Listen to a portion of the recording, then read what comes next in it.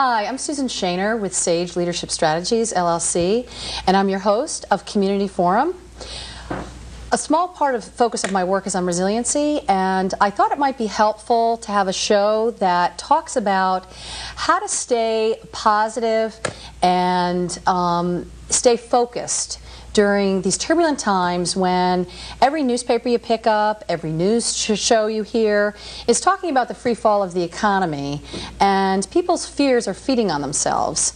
So I put together a mini panel discussion with two women entrepreneurs who are serving the greater Danbury area, and I have the great pleasure to introduce to you this evening Betsy Thomas. Hi, Susan. Hi, Betsy. And Kathy Caprino. Hi, Susan. Hi, Kathy. Thanks for having us. Oh, it's great to have you. And just to give our viewers a little blurb on your backgrounds, Kathy's a work-life expert and author of a book that's just coming out next week, Breakdown Breakthrough, The Professional Woman's Guide to Claiming a Life of Passion, Power, and Purpose.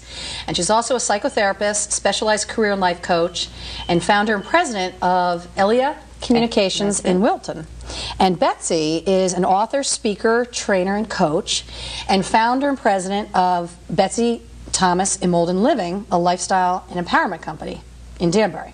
Right, that's right. So great. So you both are in similar lines of work, and I'm wondering if you can just give our viewers a brief overview on your background, but how you came to this work. So who wants to take that? Want me to go? Yes, sure. Okay. I came into this work after a 20-year career, as I call it, my other life within IBM as a sales and marketing executive. And what I found there is that I really wasn't living my passion or purpose, and I would have to check myself at the door, you know, for 8 to 10 to 12 hours a day. So after I had my first child, I did a lot of other, experimented with a lot of other learnings, including energy medicine, and went to graduate school for organization development, and got my master's there. And when my son was 5 and going back to school, or going into kindergarten, I decided to hire a coach and figure out what I wanted to do back out in the world. And so about 3 months after working with him, I knew that it was the calling that I had probably trained for my entire life. And so it was just a fit that really fell into place for me. And so I founded my company in 2000, and it's grown from a coaching and consulting company into a lifestyle and empowerment company where I'm really focusing on, I hope anyway, inspiring and emboldening women to live their absolute most passionate and purposeful lives, and to leave nothing on the table, because life is short. And So you hired a coach and you said, hey, this is pretty good, I want to do this. Right? well, it was so effective. It was so effective for me, and within such a short period of time, I turned myself around with the advocacy, support, and guidance and accountability of this particular coach. So it served as a model for me, and an absolute inspiration. And as life has unfolded, it has become, you know, my calling, and one that I hope that I'm providing the same sort of inspiration, motivation, and education for others to really, you know, get out there and live and express their lives through their passions and their purpose. Okay, great. Kathy? We have a lot in common, it seems. I had an 18-year corporate career, rose to vice president level, and truthfully, it was really racked with trauma and crisis. And I didn't understand these crises. I didn't know how to resolve them or get through them. And as I approached 40, I'm 48 now, really they came hard, from discrimination to chronic illness. And despite getting help, career coaches, mentors, you know, support programs, I couldn't resolve them. And as often happens, the universe stepped in and I was laid off 1 month after 9/11 and 1 month after moving to a more affluent area, bigger house, more financial responsibilities. So I said, that's it. Something has to change dramatically, and I got a master's in marriage and family therapy with the goal that I would be a therapist. And I did, in fact, start a therapy practice in Westport, but at the same time I got intensive coaching training, and I started asking women everywhere I went, how are you feeling about your career and your professional life? And what I found was shocking, which is huge numbers of women were breaking down, as I call it, having crises and traumas, and were miserable and despairing in their professional lives. Wow. So I decided to do a national research study, and I did with 100 women across the country. And from that, I really became rock solid in my commitment to help women break through these 12 common crises. So my company, Elia Communications, is aimed to do that, as is the book that's coming out. So it's interesting. So both of you hired coaches yourselves for your own life process, yeah, and decided to become coaches. You know, it's funny because I think 10 years ago, you know, everybody had a therapist. Now these days it seems like everybody has a coach. It is in vogue, thank you. So anybody, I mean, it's a growing field, and the field's wrestling with its own professional standards. And it seems like today anybody can hang out their shingle and declare themselves a coach. Can you've spoken a little bit to the benefits that you've both personally have derived from having a coach. What would you tell to our viewers in terms of how you select one that's competent, skilled, you know, well trained, as you both were, and a good fit for you? I'd love to jump in on that. First of all, you know, there are credentials, and I think they are important to really understand what the training is, how extensive, what the specialization is, definitely. But really, I think most importantly is the fit, you know, how you feel when you meet with that person and speak with that person. You know, in therapy they say, and I think it's true in coaching, it's the relationship. And I also believe, you know, in terms of empowerment, does that person, that coach, see the future vision of you before it's really been hatched? Do they believe that you can really follow your compelling life visions? So not just who you are today, but they see who you're becoming, or who you can become. And believe you can do it. Yeah. Yeah. Yeah. But overall, feel good about it. If you don't feel good in your coaching sessions or after the first phone call, you don't have to think twice. Yeah. And I would just add to that there's a certain resonance. I always offer a free 1-hour consult with any client that comes to me to establish that fit. And I always tell them, you know what, if it feels right, it probably is right. If it doesn't feel right, it probably isn't. So honor that intuition. And what I attract into my practice is clients I love. And I think it's by that process of allowing them to come and see if it feels and if it resonates. And I think that is probably the key factor to a successful experience for any client-coach relationship. At least it has been in my practice, is that fit. If the fit isn't there, I don't think the process works as well. So really what you're both saying is somebody can feel, you can go to somebody who on paper has all the right credentials, but if it's just not a personal chemistry fit in terms of your comfort level, then I think find there's somebody one else. other thing. I like to go to coaches who've actually achieved what I'm trying to achieve. For instance, I'd love to bring my business to the $1 million level. I'm now seeing a coach who has done that and can really tactically help me do that. Yeah. Because, you know, I want to learn and have a mentor in someone who's done what I'm dreaming to do. I've got the expertise. So what are you finding in your businesses in terms of the kinds of reasons people come to you today? And I'm wondering if the events of the last couple months in terms of, you know, the free fall of the economy, as I'm describing it, has attracted more or different kinds of clients? It has absolutely sent more people to me, so I'm very grateful for that. And what I find typically, the majority of my clients are searching. They're searching for meaning, they're searching for purpose, and there's always something missing, whether that's a goal that they have, that they are aspiring to accomplish, or a dream that they have that has gotten buried over the years under the obligations and expectations of the world around them. There's this little niggling feeling that they just can't quite ignore. And so what actually propels them, I think, oftentimes is that unrest that they feel, and that things just aren't flowing. And what I think you know, most people come to me for, and hopefully are provided with, is the opportunity to really reflect on their lives, refocus, and redirect. I mean, those are the three ways that I work in trying to embolden women to really take responsibility for their own lives. So reflect, refocus, and redirect. And redirect. Okay, Kathy, how would you address that? Yeah, you know, my book is called Breakdown, Breakthrough. It's about when we break down and the positive side of that. How do we break through? And right now, we've got a lot of people breaking down. And I don't mean that clinically. I mean, you know, when we place outside ourselves the feeling that our job, our bank account, whatever, is the secure thing, and when that dissembles, you have a lot of people feeling very scared and also very resentful that they've been on a track that they in fact haven't loved, thinking that was the secure thing, and poof, it's gone. So I have people very confused and very stuck. So some of it's sort of shattering people's illusions, maybe. Illusions, that's what it is. And also dismantling, I find, a big piece of my work is dismantling old belief systems that really have people stuck in ways of being and ways of living that don't serve them any longer. You know, you're hitting on something. The movie and the book, which I know you're both familiar with, The Secret, popularized, it was great packaging, and it popularized some age-old metaphysical concepts around the laws of attraction, which you were referring to in terms of cause and effect. You know, change your thinking, change your life.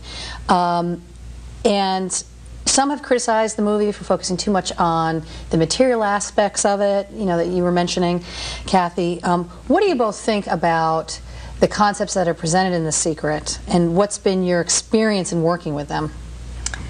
I'd love to say, you know, in any kind of movement or mass excitement, you know, there was a shift that was, I think, created or built on from that book, and that's positive. And to me, that was about the idea that you, in fact, co-create what occurs to you through your thinking. And I think that I wholeheartedly agree with that. Where I think it fell short, and a lot of people, there was a backlash about it, is that it really didn't talk about the tactical steps required to, you know, go from point A to point Z. So, you know, I think there were a lot of hopes and wishes. There was a lot of visualization. Visualization, yeah. So I think that's where it fell short. About the material piece, I do believe that if we can move our focus away from what we can get out here and build it internally, that leads to a more powerful, passionate life, happy life. So in a way it did a little bit of a disservice, but when you're talking to a mass group, you need a simplified way to look at things, and I think the material piece was that, you know, how to envision getting the car that you want. So you're saying that maybe it was oversimplified because it sort of came down to a motto, you know, change your thinking, change your life, and it doesn't work for some people. So what can you speak to that, Betsy? I can. In fact, I use the law of attraction as one strategy that is so powerful in my work. I've actually built my entire business using it as a philosophy that life is really not about exertion, will, and assertion. It's more about invitation and attraction. So the whole notion that everything that we want in life is not upstream, that we have to paddle up to get it, but it's really down here, downstream, and what we really need to do is just let go of our oars and turn into the stream. And that's what you referenced, the inner stream. You know, it's coming inside, tapping into the inner source or well-being that's already there. When people learn that that's even an option, because there's a meme in our culture that we have all bought into that is, life is difficult, life is hard, you know, no pain, no gain, you gotta, you know, failure fuels success. I mean, all of those. So you're saying stop the resistance of sort of fighting upstream, go with the flow. Now, what would you say to people who might say, okay, yeah, that's great, where's the fine line between you know, recognizing, because sometimes life can be hard and can be painful. You know, it can be everything. It can be great. Where's that fine line between being in denial and inviting all aspects of life? Yeah, that's a great. You know? It's a great question, and I think your question earlier was, you know, change your thinking, change your life. What if you don't? What if you can't do that? Well, basically, if you believe you can or you can't, you're right. So it's shifting your belief system. And what I teach and have become certified in with Michael Lozier, who is now on Oprah's channel, teaching the law of attraction, is the absolute how-tos. The Secret was beautiful, and I agree with you. It really set, it shifted the mindset in our country about how you are a co-creator in this life. You're not a victim. The universe, you say yes to the universe, and then it says yes back.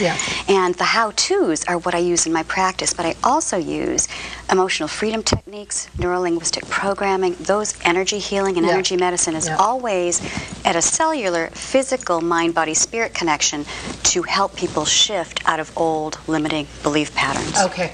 So, Kathy, what would you say about life being a joy versus a struggle? Ooh. You know, it's interesting. I come from and I work with people who've had trauma, and I'm one of those. I've lived through 12 common crises. I think there is struggle. but you know, I don't view that as a negative. What I do with clients, and even in my own life, when something terribly traumatic or difficult or challenging or obstacle-ridden comes my way, I try to frame it as, what am I to learn here? I really believe we invite these occurrences so that we can embolden and empower ourselves. So, you know, struggle is a good thing. It means that we're stretching. It means we're being presented with things that are out of our comfort zone. It's so interesting, because I would take it to this place. Working hard, yes, absolutely. Struggle and strife is, you know, it's and I agree with you too, though. Trauma, I mean, and you said you would invite those things in. I agree with that too. And sometimes we have no control over what happens to us, but we do have a choice in terms of how to respond. And that's where my work takes hold with people. It's, okay, here's what life has dealt me. You have a choice in how to respond to the universe. You can say no and resist it, or you can say yes and allow it. And when you say yes to the universe, to what is, the energy that you've held that beach ball underwater, trying to hold it down in resistance, you know, you get all of that life force back up to parlay into a solution that couldn't have been accessible in a resistance mode. So it's really a phenomenally exciting for clients and people to realize that you have choices and options in terms of how you live. Let's take a real example, because I do this in my work as well, and so what I struggle with, you know, with my clients is that fine choice point, you know, where somebody's just been notified that they were laid off, as an example, which is probably a common phenomena today, right? Very common. And so just they go through all the emotions, the ups and downs, the anger, the bargaining, you know, eventually the acceptance where they come to, you know, resolution and action forward. So how do you work with people in that space, that choice point moment where they're wrestling with all of those messy emotions? Emotions are good, though. I mean, I think, sorry to jump in, but I think you absolutely need to feel. And there's a place for feeling and processing and grieving. I mean, it's a necessary, you don't jump over those into feeling good. I wasn't sure, because at first you were saying, it's not all, let's just be happy, let's go focus here. It's working through the emotions to get there. You have to work through emotions, absolutely, because we're human beings. And in the human energy, what happens with emotions when they become toxic is when we're stuck. You know, we stick them down there and we don't feel them. The quicker you feel them, the quicker they come up and out and through. So it's feeling, absolutely. Feeling is a process. Okay, so you're not saying, you know, just being the joy, you're saying accept what emotions you're feeling. And the more you accept it, the quicker you go downstream versus fighting it to go upstream. Well, you know, it's come up lately for me as I'm stretching to another level. Sometimes this is scary, you know, to all of a sudden step up to a bigger vision of yourself. No matter how great it is. Woo! It's great, you invited it, you attracted it, but oh my goodness, I'm not quite ready. It's not perfectly fun. You know, I tell people, don't forget this is a bumpy ride. This is a bumpy ride stretching to what you want. It's all good, but it's bumpy. So, you know. And bumpy is good. Bumpy's good. Bumpy is good. The hills and the valleys. Well, you know, as you know, when you have your own business and you're not accountable necessarily to anyone else, you're the boss, you're accountable to your clients. What are the challenges that you've both faced being women entrepreneurs? And we discovered as we were preparing for the show that we all have 11-year-olds. And I know you both have 2 preteens and teenagers, so you've got families. What are some of the challenges that you've faced in starting up and running and growing your businesses? And how have you dealt with them? How have you kept yourself in that positive visions focused space when you're dealing with some challenges? I'd love to talk about that. Starting up the business, which I did 5 years ago, for me the biggest challenge was what I called rainmaking. You know, when you're in your own business, really it's about networking and reaching out and joining organizations. And to me it felt like, wow, it's all got to come from me, versus my corporate life where I stepped into the role and there it was. I knew what I had to do. Make it happen. That was very challenging. Now that I'm at the other end of the arc, or another end, now there's so much opportunity, so many leads, I don't have time in the day to do it. So the big challenge is to ramp up quickly to support what you've invited in, and that's got its new challenges. The other piece is, I say this in talks that I give to women, I really believe that when you have children, or for me anyway, the single most grueling challenge in life has been to balance what I want to be as a mom and a family person with what I want to contribute in the world. It's grueling. It's so difficult to balance for me. Here we go with struggle. Bumpy, bumpy, very bumpy. And you know what? You got the bump meter there. That's right. That's a 10. But I have an answer. Oh, well, so do I. Okay, read my book. I talk about many, many women overfunction. We overfunction, which is doing too much, more than it is necessary, more than is appropriate for the people around us, for our children, for our spouses, for our colleagues. So, you know, for me, the 3-step program I talk about is step back to get an expansive perspective, let go of the fears and the beliefs and the actions that hold you back, and then say yes to your compelling visions. But it's those 3 steps, and part of that is really letting go of why are you over-controlling? Why are you over-functioning? What are you afraid of? Yeah. Betsy, would you speak to the bumpy road? Yes. No, well, you know, my philosophy has been, you know, or I think the challenge has been the juggle. So, but what I've learned through trying to juggle it all is that balance is a word that doesn't exist for me. And when I talk about balance to people, you know, everyone wants to achieve balance. But if you think about an airline pilot who's flying a plane and he's going from point A to point B, or she is, that plane and the controls are never they're never you know, static. It's always a series of course corrections, constant course corrections. So it's like recalibrating. Absolutely, based dynamic on balance. Dynamic balance. It's a great way to put it. It's fluid. So I don't aspire for balance anymore. I just know that, again, I surrender to what is showing up. Sometimes it tips on and airs on the side of being incredibly in the flow, and other days I am out of the flow. And all of it, I just try to say yes to, and I'm not always successful. But when I say yes to it, the energy that I, you know, spend complaining about not being able to do it all. Let's redirect that.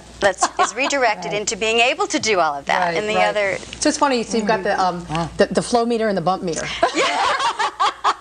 This is that bumpy ride. Whoa, we're flowing down. But you know, it becomes a practice. You know, for me, it's become a practice, and it is so.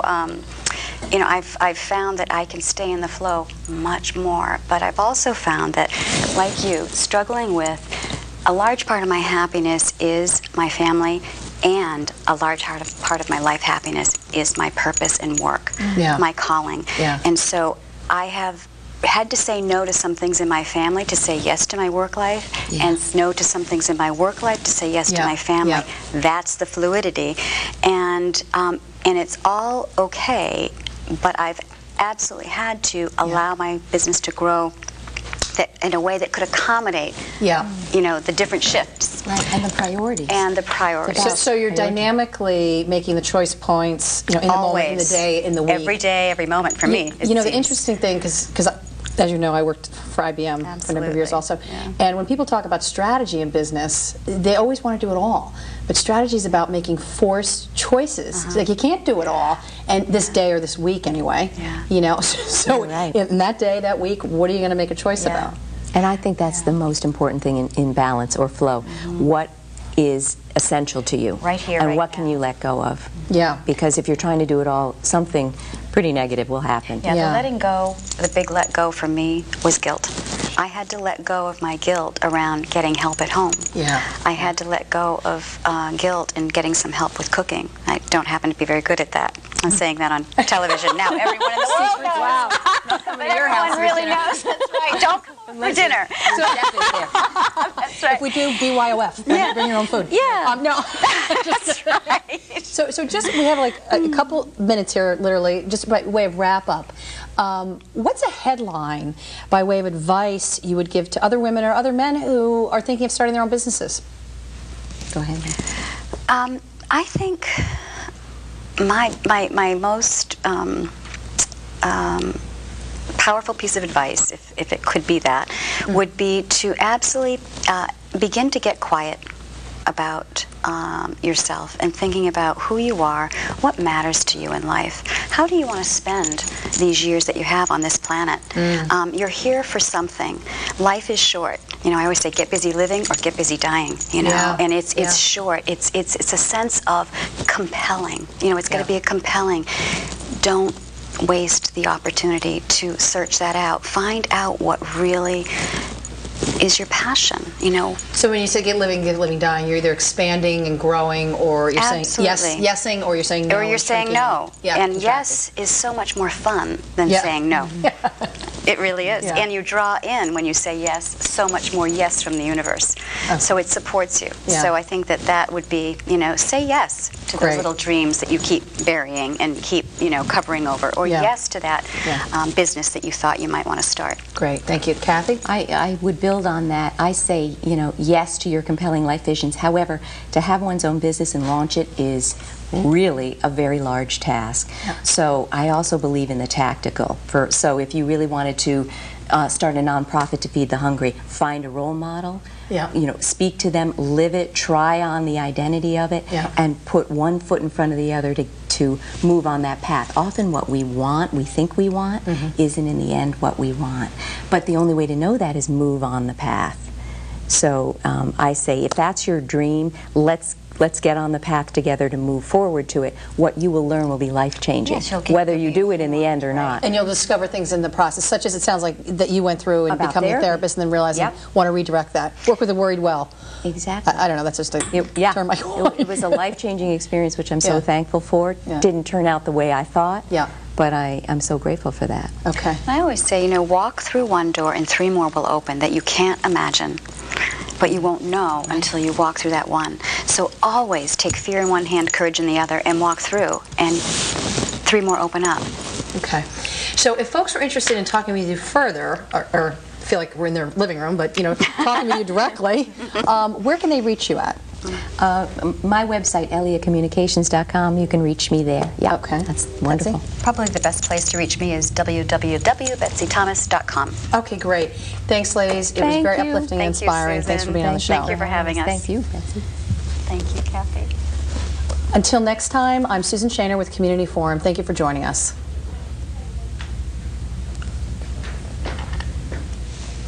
It's off? Didn't know. That was